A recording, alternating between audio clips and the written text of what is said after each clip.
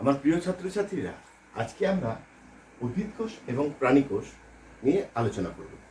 এই একই আলোচনার মধ্যে দিয়ে আমরা উদ্ভিদ কোষ এবং প্রাণী কোষের মধ্যে যে পার্থক্যটা আছে সেটাকেও বুঝে নেওয়ার চেষ্টা করব।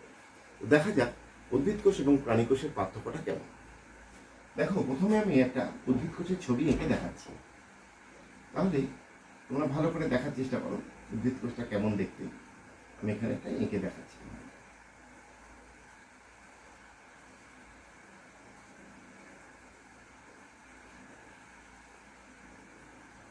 এটা হলো উদ্ভিদ কোষের কোষ পর্দা।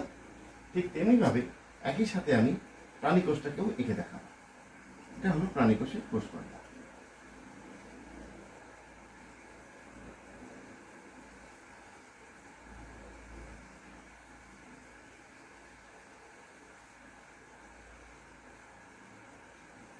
তাহলে উদ্ভিদ কোষ এবং প্রাণী কোষের কোষ পর্দা দুটো আমাদের আঁকা হয়ে গেল। কোষ পর্দা।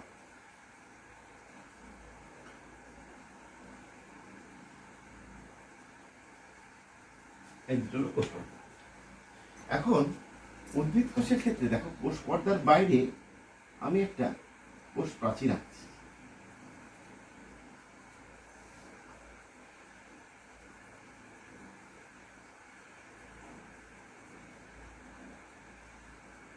এটা কোষ পর্দার বাইরে অবস্থান করে।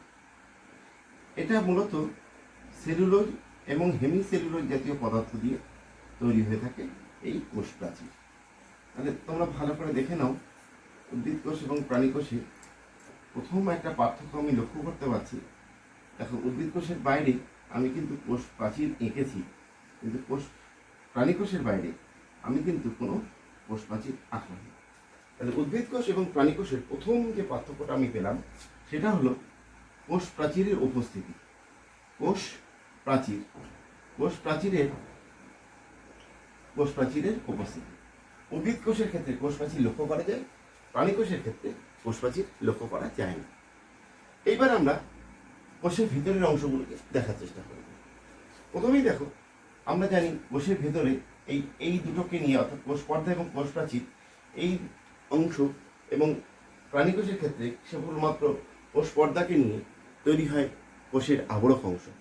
এই আবরক অংশের ভেতরে যে সজীব অংশ লক্ষ্য করা যায় তাকে বলা হয় প্রোটোপ্লাজম। এই প্রোটোপ্লাজম সাইটোপ্লাজম এবং নিউক্লিয়াসকে একত্রে বলা হয় প্রোটোপ্লাজম।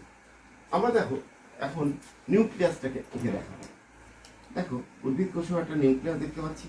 এটা ঘন গোলাকার আকৃতি বিশিষ্ট হয়ে থাকে, এবং নিউক্লিয়াসটা যদি ভালো করে দেখি, প্রতিটা নিউক্লিয়াসের 4টে অংশ আছে। নিউক্লিয়াসের বাইরে একটা অংশ লক্ষ্য করছি, এটাকে বলা হয় নিউক্লিয় পর্দা। তার ভেতরে আছে নিউক্লিয় রস। তার ভেতরে একটা ঘন গোলাকার অংশ লক্ষ্য করা যায়, এই অংশটাকে বলা হয় নিউক্লিয় ওলাস, এবং এর ভিতরে কিছু জালিকাকার অংশ লক্ষ্য করা যায়, এই জালিকাকার অংশগুলোকে বলা হয় নিউক্লিয় জালিকা। ঠিক প্রাণী কোষের ক্ষেত্রেও এই 4টে অংশ লক্ষ্য করা যায়: নিউক্লিয় ওলাস, নিউক্লিয় রস, নিউক্লিয় পর্দা এবং নিউক্লিয় জালিকা লক্ষ্য করা যায়। এখন কোনো নিউক্লিয়াসে যদি এই 4টে অংশ যথাযথভাবে বর্তমান থাকে, তাহলে সেই নিউক্লিয়াসকে আমরা বলি আদর্শ নিউক্লিয়াস। এবং আদর্শ নিউক্লিয়াস যে কোষের মধ্যে অবস্থান করে সেই কোষটাকে বলা হয় আদর্শ কোষ।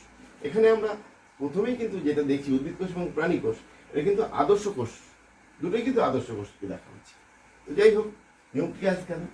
এইবার আমরা আর কি অংশ লক্ষ্য করতে পারি যদি ভালো করে দেখি, কোষের ভেতরে এই যে জলীয় তরল অংশগুলো লক্ষ্য করা যায়। এখানে আছে সাইটোপ্লাজম।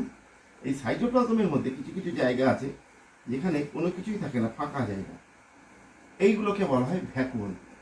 দেখো, উদ্ভিদ কোষ এবং প্রাণী কোষের দুই জায়গাতেই কিন্তু আমি ভ্যাকুয়াল আঁকছি, কিন্তু দেখো একটা পার্থক্য রয়েছে। কি পার্থক্য রয়েছে?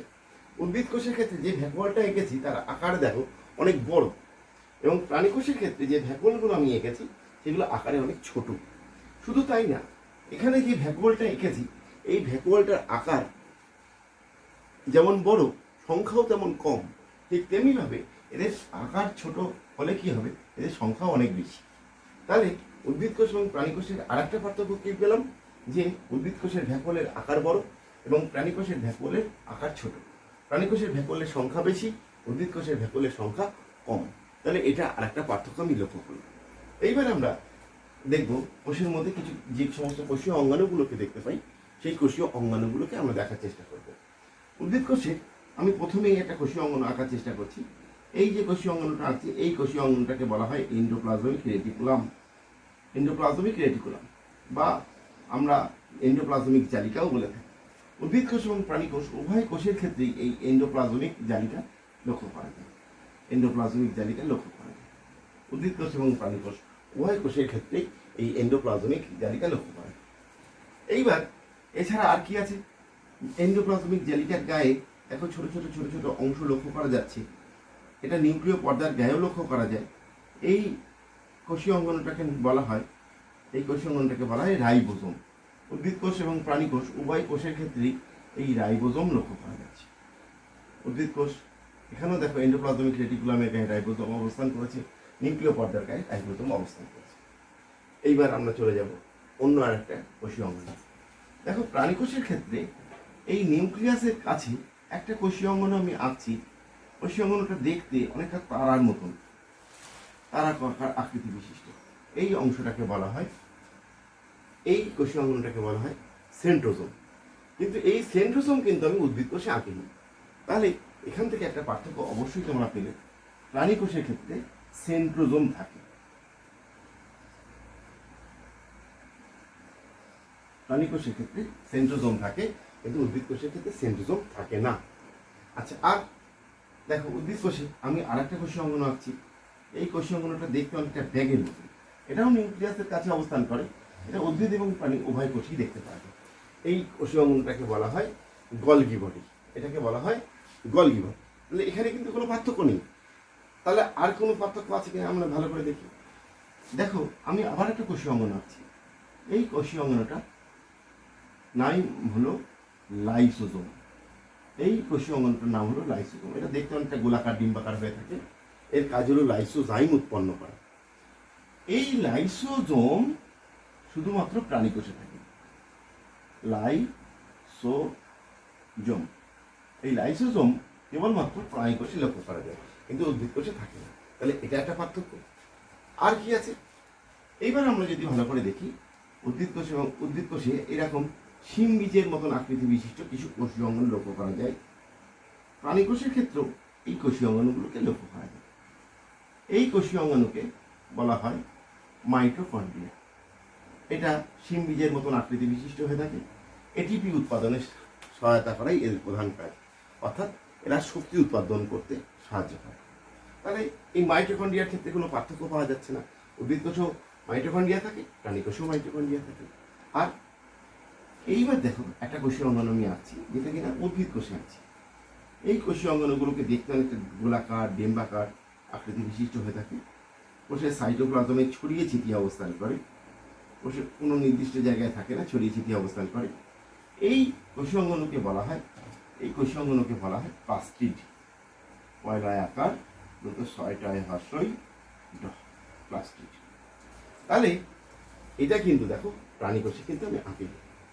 তাহলে এখন যদি আমরা ভালো করে দেখি, আমরা কিন্তু একেবারে শেষ পর্যায়ে এসে গেছি।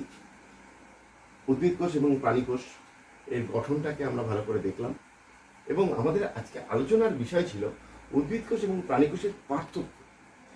এখানে কিন্তু সম্পূর্ণ উদ্ভিদ কোষ এবং প্রাণী কোষ নিয়ে আলোচনা করা হয়নি, শুধুমাত্র পার্থক্যটাকে তোমাদের সামনেই তুলে ধরা হয়েছে। তাহলে প্রথম পার্থক্যটা কি দেখলে? 1 নম্বর পার্থক্যটা হলো এই কোষ প্রাচীরের উপস্থিতি। উদ্ভিদ কোষে কোষ প্রাচীর থাকে, প্রাণী কোষে কোষ প্রাচীর থাকে না।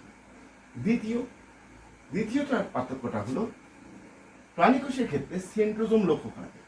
এটা তাদের 2য় নম্বর পার্থক্য, সেন্ট্রোজোম লক্ষ্য করা যায়, কিন্তু উদ্ভিদ কোষে সেন্ট্রোজোম থাকে না। 3 নম্বর পার্থক্যটা হলো লাইসোজোমের উপস্থিতি।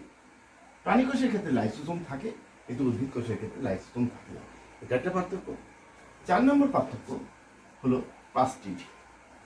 উদ্ভিদ কোষের ক্ষেত্রে এই প্লাস্টিড লক্ষ্য করা যায়, কিন্তু প্রাণী কোষের ক্ষেত্রে প্লাস্টিড থাকে না। এটা হলো 4 নম্বর পার্থক্য। আর পার্থক্যটা কি ছিল? আর এইটা একটা পার্থক্য। এই পার্থক্যটা, এটাকে বলা হয় ভ্যাকুওল। ভ্যাকুওল বা কোষ গহ্বর। উদ্ভিদ কোষ এবং প্রাণী কোষ উভয়ের ক্ষেত্রেই কিন্তু এই ভ্যাকুওল লক্ষ্য করা গেছে, কিন্তু উদ্ভিদ কোষের ক্ষেত্রে ভ্যাকুওলের আকার বড় এবং সংখ্যায় কম, প্রাণীকোষের ক্ষেত্রে ভ্যাকুওলের আকার ছোট এবং সংখ্যায় অনেক বেশি থাকে। তাহলে নিশ্চয়ই তোমরা অনেকগুলো পার্থক্য, এখানে প্রায় দুটো পার্থক্য পেলাম, সংখ্যা নির্ভর একটা পার্থক্য এবং আকৃতি নির্ভর একটা পার্থক্য। তাহলে 6টা পার্থক্য কিন্তু আমরা সহজেই বুঝে নিতে পারি। তাহলে নিশ্চয়ই আমার প্রিয় ছাত্রছাত্রীরা তোমরা ভালো করে বুঝতে পেরেছো। আশা রাখছি আগামী দিনে এমন পরীক্ষায় যদি প্রশ্ন আসে তোমরা ভালো করেই তার উত্তর দিতে পারো। ধন্যবাদ সকলকে।